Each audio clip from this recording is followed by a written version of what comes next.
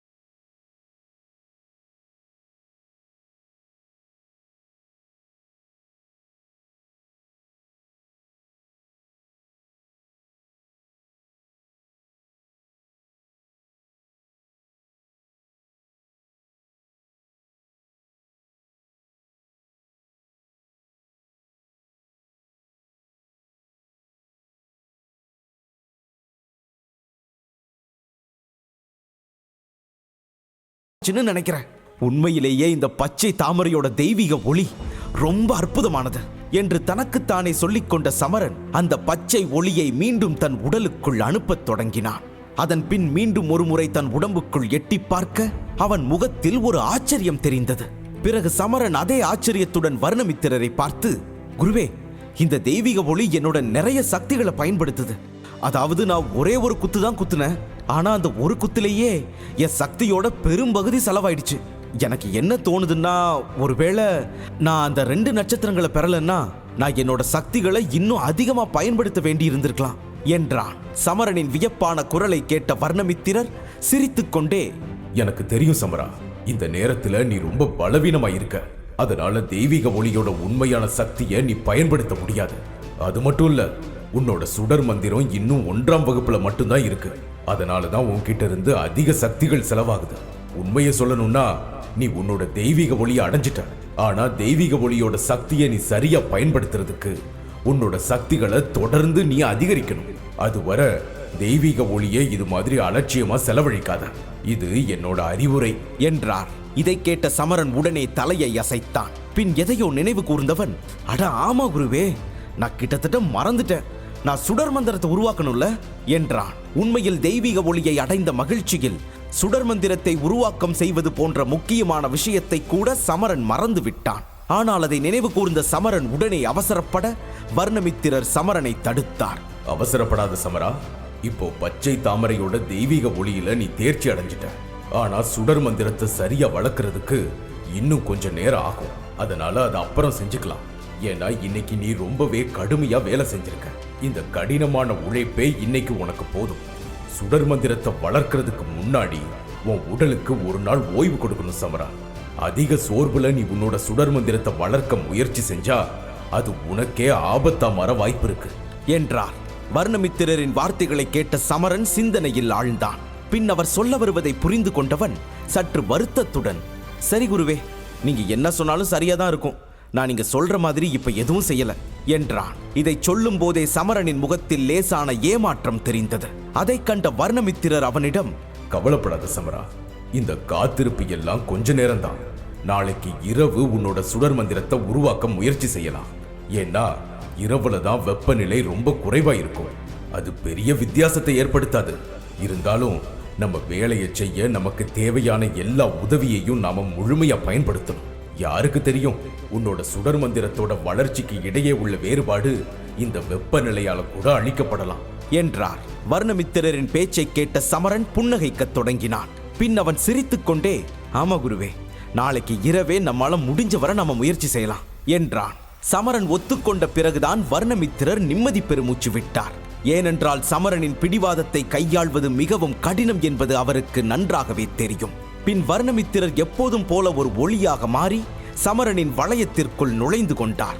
அவர் உள்ளே சென்றவுடன் அந்த மோதிரத்திலிருந்து திடீரென சிரிப்பு சத்தம் சமரனுக்கு கேட்டது.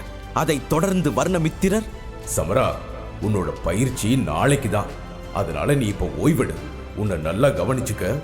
நாளை இரவு நம்ம சந்திக்கலாம் என்றார். இதை கேட்ட சமரனும் சிரித்துக்கொண்டே தலையை ஆட்டினான். பிறகு பச்சை தாமரை மேடையை தன் சேமிப்பு வளையத்திற்குள் வைத்துவிட்டு அந்த குகையில் இருந்து வெளியே சென்ற சமரன் சில நொடிகளில் அங்கிருந்து மறைந்து போனான். அந்த நாள் மெல்ல மெல்ல கழிந்தது. அன்றைய நாள் முழுவதையும் சுடர் மந்திரத்தை வளர்க்கும் அளவுக்கு தன்னை அமைதியாக வைத்துக் கொண்டான் சமரன். இரவு முடிந்ததும் கண்ணை மூடிக்கொண்டு ஒரு கல்லின் மீது அமர்ந்து பயிற்சி செய்ய ஆரம்பித்த சமரன் கண்களை திறந்து பார்த்தபோது பகல் முடிந்திருந்தது. பகலை விட இப்போது வெப்பநிலை மிகவும் குறைவாக இருப்பதை சமரன் உணர்ந்து கொண்டான். இது சமரனின் முகத்தில் லேசான புன்னகையை வரவழைத்தது. அதன் பிறகு நேரத்தை வீணாக்காமல் எழுந்த சமரன் வானத்தை பார்த்தான். இருள் சூழ்ந்த வானம் இன்று புயல் வரக்கூடும் என்பதை அவனுக்கு புரிய வைத்தது. இதை பார்த்த சமரன் பச்சை தாமரையின் தெய்வீக ஒளியை கட்டுப்படுத்திய குகையை நோக்கி வேகமாக ஓடினான். குகைக்குள் நுழைந்தவன் படிப்படியாக தனது இதயத் துடிப்பை அமைதிப்படுத்திக் கொண்டான். அப்போது வர்ணமித்திரர் சமரனின் வளையத்திலிருந்து திடீரென வெளியே வந்து குகைக்கு வெளியே இருந்த வானிலையை பார்த்துவிட்டு சமரனிடம் புன்னகைத்தார். இதை நான் உன்கிட்ட பல முறை சொல்லியிருக்கேன்னு எனக்கு தெரியும் சமரா. ஆனாலும் நான் திரும்ப சொல்றேன், நீ உண்மையிலேயே ரொம்ப அதிர்ஷ்டசாலி. இந்த வானிலையால இங்க இருக்கிற வெப்பம் ரொம்ப குறைஞ்சிருக்கு. அது மட்டும் இல்ல, இந்த வானிலை சுடர் மந்திரத்தை வளர்க்க சரியானதா இருக்கும். என்றார். வர்ணமித்திரர் சொன்னதை கேட்டுக்கொண்டிருந்த சமரன் உடனே அவரிடம், அப்படின்னா குருவே, நாம சுடர் மந்திரத்தை உருவாக்க தொடங்கிடலாமா என்று ஆர்வமாக கேட்டான். ஆனால் சமரனின் கேள்வியை கேட்ட பிறகும் வர்ணமித்திரர் தொடர்ந்து வெளியவே பார்த்து கொண்டிருந்தார். பிறகு ஏதோ யோசித்து, கொஞ்சம் பொறு சமரா, இந்த இரவு ரொம்ப நீளமானது, வெப்பநிலை இன்னும் கூட குறையும். இங்கே இருக்கிற காற்று குளிர்ச்சியான பிறகு நாம தொடங்கலாம் என்றார். இதை கேட்ட சமரன் மீண்டும் தலையை ஆட்டினான். அதன் பிறகு அவன் வர்ணமித்திரரிடம் எதுவும் கேட்கவில்லை. ஒரு பெரிய கல்லின் மீது சென்று அமர்ந்து மெதுவாக கண்களை மூடிக்கொண்டு வேகமாக துடிக்கும் தனது இதயத்தை அமைதிப்படுத்த முயன்றான். மறுபுறம் இருண்ட வானத்தில் குளிர்ந்த காற்று மெதுவாக வீசத் தொடங்கியது. அதனால் அருகிலுள்ள காடுகளின் மரங்களில் இருந்து சலசலக்கும் சத்தம் கேட்டது. இது தவிர மேகங்களின் மோதலினால் பலத்த இடி சத்தமும் வரத் தொடங்கியது. அதற்கு முன் மேகங்களில் வெள்ளி நிற மின்னல் கண்ணை பறிக்கும் தோற்றத்தில் வானத்தை கிழித்துக் கொண்டிருந்தது. அந்த மின்னலின் ஒளியால் குகைக்குள்ளும் நிறைய வெளிச்சம் வந்தது. இந்த ஒளியை கண்டு சிரித்துக் கொண்டே குகையை விட்டு வெளியே வந்த வர்ணமித்திரர் தனது கையை முன்னோக்கி நீட்டினார். சிறிய நீர்த்துளிகள் அவர் கையில் சொட்ட ஆரம்பித்தது. சுமார் 2 நிமிடங்களுக்கு பிறகு மேகங்களிலிருந்து பலத்த மழை பெய்யத் தொடங்கியது. அதனால் குகைக்குள் மண்ணின் இனிமையான நறுமணம் மெல்ல பரவியது. அதை உணர்ந்த வர்ணமித்திரர் சமரனிடம், நேரம் வந்துருச்சு சமரா, நீ தொடங்கலாம் என்றார். அந்த நேரம் சரியாக குகைக்குள் குளிர்ந்த காற்று வீசத் தொடங்கியது. சமரன் வர்ணமித்திரரின் குரலை கேட்டவுடன் மூடிய தன் கண்களை திறந்து குகைக்கு வெளியே பார்த்தான். அப்போது வானத்தை கிழிக்கும் மின்னல் ஒன்றை கண்டான். பின் ஆழ்ந்த மூச்சை இழுத்த சமரன் சுடர் மந்திரத்தை உச்சரிக்க தன்னை தயார்படுத்திக் கொண்டான். இதற்கிடையில் வர்ணமித்திரர் தனது கைகளை பின்புறமாக வைத்து வானத்தில் பிரகாசிக்கும் வெள்ளி நிற மின்னலை பார்த்தபடி நின்றார். அவர் மனதுக்குள், சுடர் மந்திரத்தை வளர்க்கறதுல நீ வெற்றி பெறுவன்னு நான் நம்புறேன் சமரா. இந்த சவாலப்ப நான் உனக்கு எந்த உதவியும் செய்ய போறதில்ல. அதனால நீ முழுக்க முழுக்க உன்னையே தான் நம்பி இருக்கணும் என்று நினைத்துக் கொண்டே குகையில் அமர்ந்திருந்த சமரனை திரும்பி பார்த்தார். உனக்கு ஒன்னு சொல்ல விரும்புற சமரா, அந்த ஊதா நிற மாய ஒளியை பயன்படுத்தி உன்னோட சுடர் மந்திரத்தை நீ முதல்ல உருவாக்கி இருக்கலாம். ஆனா வான ஒளியை பயன்படுத்தி சுடர் மந்திரத்தை உருவாக்குறது ரொம்ப கடினமா இருக்கும். உன்னோட சுடர் மந்திரம் உண்மையிலேயே சக்தி வாய்ந்ததா இருக்கணும்னா அதுக்கு உன்னோட தெய்வீக ஒளியை நீ திரும்ப திரும்ப கொண்டு வரணும். ஆனா எனக்கு ஒரே ஒரு பயம்தான், தெய்வீக ஒளி உன் கட்டுப்பாட்டுல இருக்கு, ஆனா உன்னோட சுடர் மந்திரம் அதை திரும்ப திரும்ப தாங்குமா? இதுதான் என்னோட பயம். சரி, எதுவா இருந்தாலும் இதுக்கான பதில காலம் தான் சொல்லும். அந்த சுடர் மந்திரம் உன்னுடையது சமரா. அதனால அது எவ்வளவு சக்தியை தாங்கும் எவ்வளவு தாங்காதுன்னு நீ தான் கண்டுபிடிக்கணும் என்றார். இதை சொல்லும் போது வர்ணமித்திரர் முகத்திலும் லேசான அசௌகரியம் தோன்றியது. இந்த அசௌகரியத்தால் அவர் சிறிது நேரம் திடீரென மௌனமானார். பிறகு பெருமூச்சு விட்டபடி சமரனிடம் லேசான ஏமாற்றத்துடன், ஒருவேளை உன் சுடர் மந்திரத்தை வளர்க்கிற முயற்சியில நீ தோத்துட்டா அதுக்கு மேல சுடர் மந்திரத்தால உனக்கு எந்த பலனும் இல்லை.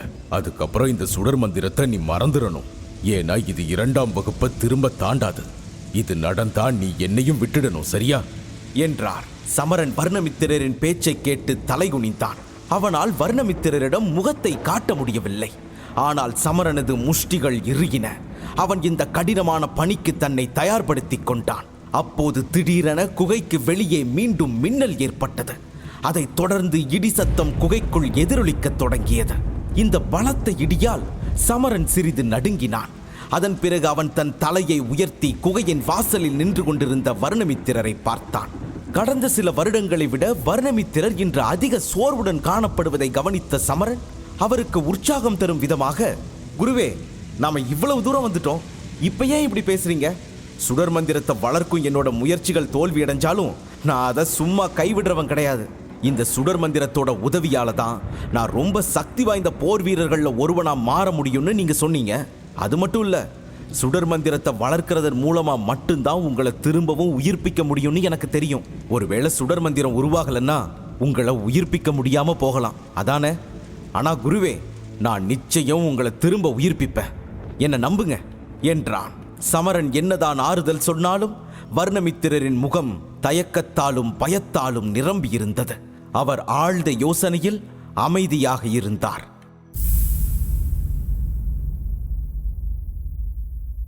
சம்பவத்தை தெரிந்து கொள்ள உடனே பாக்கெட் FM டவுன்லோட் செய்து இலவசமாக கேளுங்கள். போர்க்கண்ட சிங்கம்.